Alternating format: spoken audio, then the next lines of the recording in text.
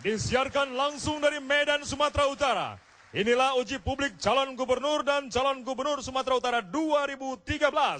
Sebuah hasil kerjasama antara TV One, Kadin Pusat dan Kadin Sumatera Utara. Kami panggilkan para kandidat. Pasangan nomor urut 1, calon gubernur Gus Irawan Pasaribu dan calon wakil gubernur Sukirman. Pasangan nomor urut 2, calon gubernur Effendi MS Simbolon dan calon wakil gubernur Jumiran Abdi. Pasangan nomor urut 3, calon gubernur Hairuman Harahap dan calon wakil gubernur Fadli Nurzal. Pasangan nomor urut 4, Haji Amri Tambunan dan calon wakil gubernur RE Nainggolan. Pasangan nomor urut 5, calon gubernur Gatot Pujo Nugroho dan calon wakil gubernur Tengku Eri Nuradi. Kini kita sambut pembawa acara M. Rizky Daetullah dan Ketua Umum Kadin Sumatera Utara Ivan Batubara. Selamat malam. Selamat malam para calon gubernur dan wakil gubernur. Selamat malam para anggota Kadin. Dan pemirsa, inilah uji publik calon gubernur dan wakil gubernur Sumatera Utara periode 2013-2018. Dan acara ini terselenggara berkat kerjasama Kadin Indonesia, Kadin Sumatera Utara, dan tentunya TV One dan KPU. Dan dalam uji publik untuk kali ini, kita bagi dalam 2 sesi besar. Nanti kami beri kesempatan kepada para pasangan calon nanti memaparkan visi dan misinya, kemudian akan memberikan atau memilih topik atau bahasan atau yang juga menjadi permasalahan di Sumatera Utara. Dan sebelumnya kita masuk ke acara tersebut, sudah hadir bersama saya di sini Ketua Kadin Sumatera Utara, Pak Ivan Batubara. Selamat malam Pak Ivan. Malam. Pak Ivan, kalau kita lihat saat ini uji publik calon gubernur dan wakil gubernur Sumatera Utara dengan topiknya adalah pengusaha berbicara, kemudian Cagupsu menjawab. Apa itu artinya?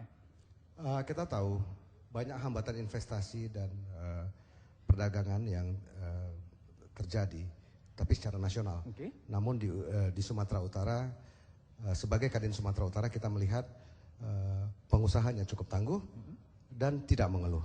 Untuk itu kita cari solusi dan kita menyamakan persepsi dengan para calon gubernur dan calon wakil gubernur ini dalam acara ini. Okay.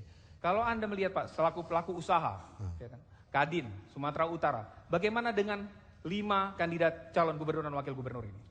Calon gubernur dan calon wakil gubernur yang ada di hadapan kita adalah calon-calon yang terseleksi. Dan Kadin meyakini bahwa mereka semua punya kemampuan untuk menyelesaikan masalah.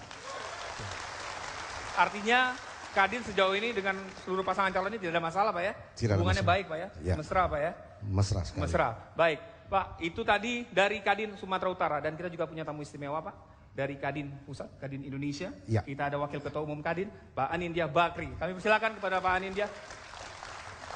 Selamat datang, selamat malam Pak Anin. Uji publik malam hari ini Pak, ini merupakan bukan yang pertama kali diadakan oleh Kadin.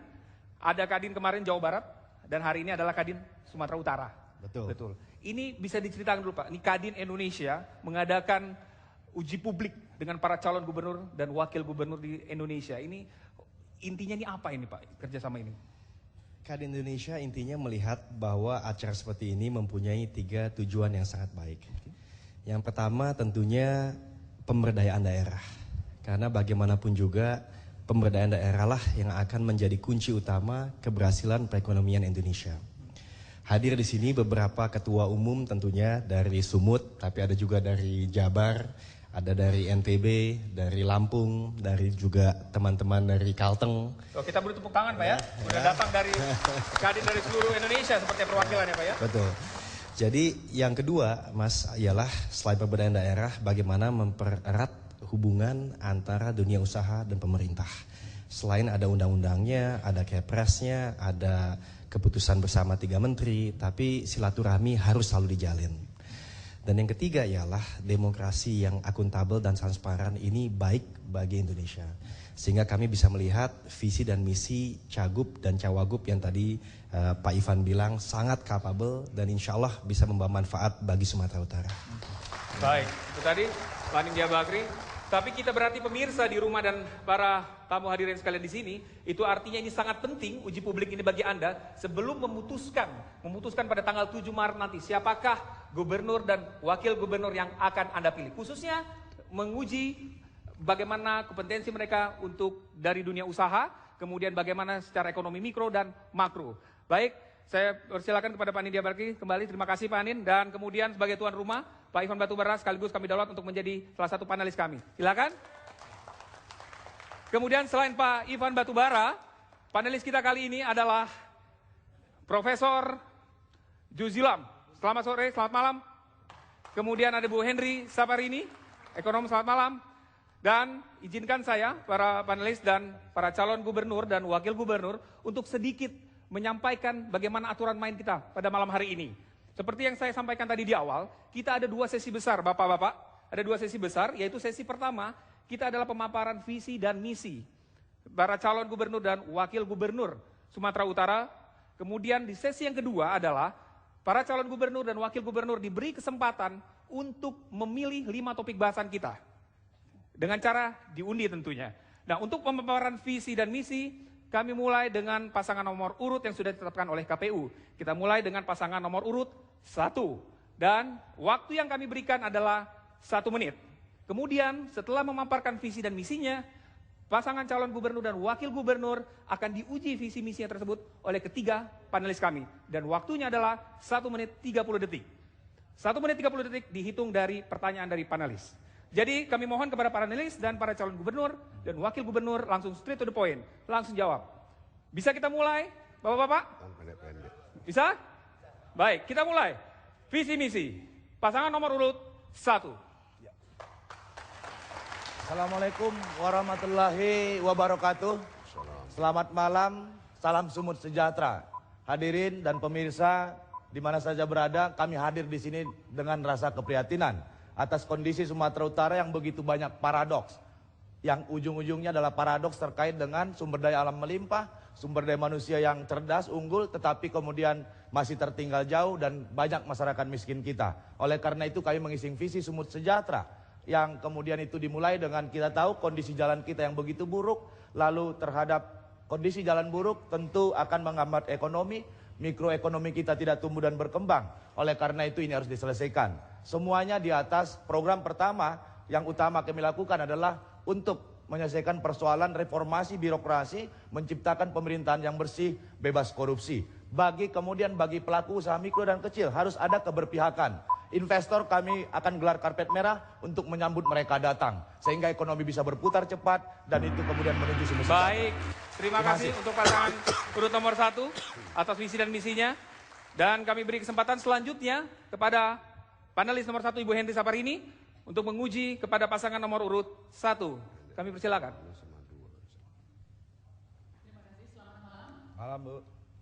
Tadi disampaikan bahwa ada hal yang memprihatinkan di Sumatera Barat, di Sumatera Utara, mohon maaf, bahwa kesejahteraan masyarakat masih sangat rendah. Kalau melihat data, ternyata pengangguran dan kemiskinan prosentasenya hampir sama dengan tingkat nasional.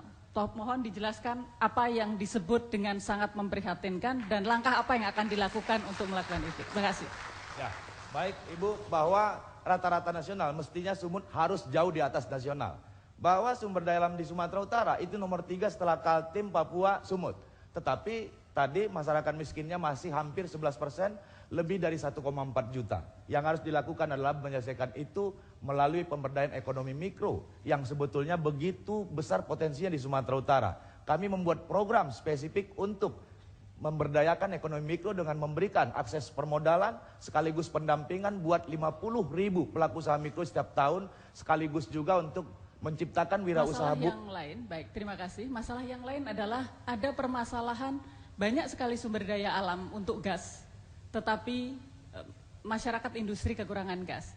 Semua itu adalah kebijakan nasional. Apa yang akan dilakukan andai Anda menjadi gubernur? Sebetulnya pada tahun 2012 ada investasi untuk gas di Sumatera Utara 3 triliun rupiah. Tetapi karena kekurang siapan kita di sini, akhirnya investasi itu pindah ke Lampung. Sudah teralokasi untuk Sumatera Utara. Akhirnya kemudian itu menjadi berpindah ke Lampung dan hari ini kemudian banyak. Waktunya habis, gas. terima kasih. Masih. Demikian penyampaian visi dan misi. Kami lanjutkan dulu Pak untuk panelis nomor 2 menguji pasangan nomor urut 1.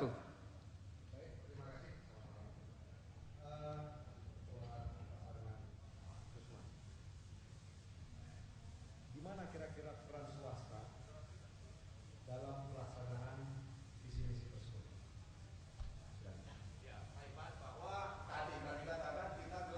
Merah untuk menyambut investor datang. Investor untuk datang hanya satu kata, kondusif.